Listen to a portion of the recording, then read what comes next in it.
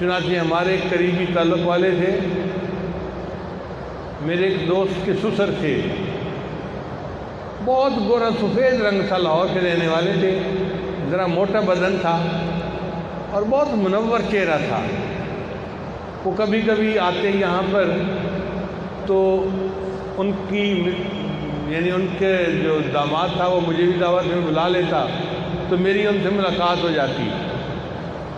وہ بہت زیادہ مجھ سے محبت کرتے تھے اور میں بھی ان سے بہت زیادہ محبت کرتا تھا، مگر میں نے یہ دیکھا کہ کھانا کھانے کے بعد بس وہ ایک ہی بات کرتے تھے، مجھے کہتے تھے کہ آپ اللہ کی محبت کی باتیں کریں اور میں سنتا ہوں۔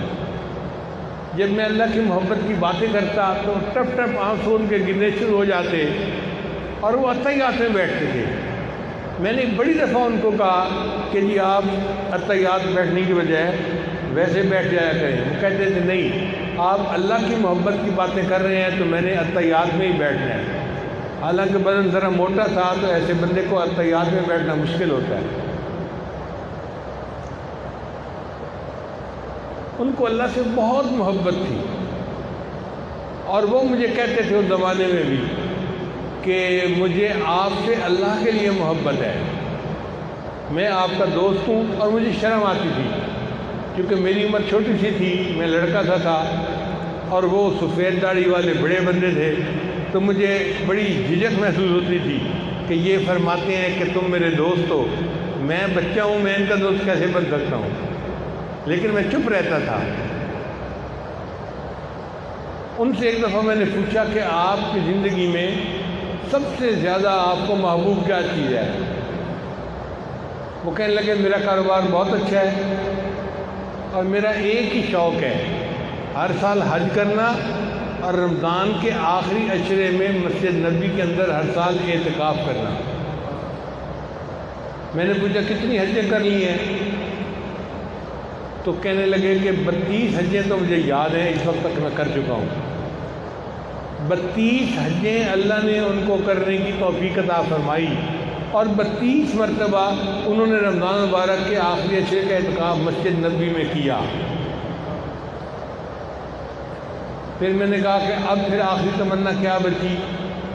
کہنے لگے بس دعا کرو کہ اللہ مجھے آخری وقت میں وہیں مدینہ کی مٹی نصیب کر دے۔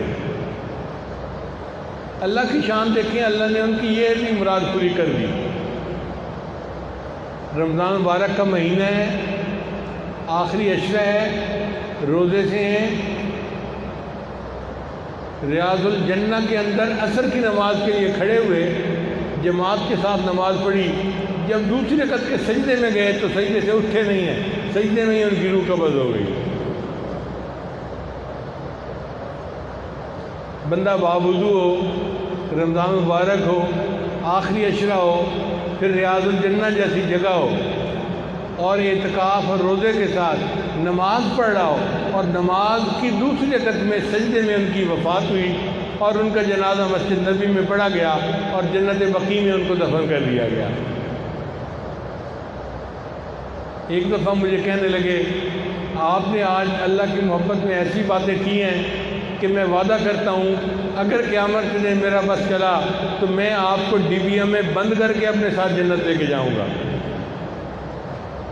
اگر میرا بس چلا تو میں قیامت کے دن ڈبیا میں بند کر کے آپ کو اپنے ساتھ جنت لے کے جاؤں گا۔ اب مجھے ان کی باتیں یاد آتی ہیں تو اب میں کہتا ہوں کہ ہاں میں ان کا دوست تھا، کیونکہ مجھے کیا پتا تھا وہ کتنے بزرگ ہیں اور کتنے اللہ کے ہاں مقبول بندے ہیں۔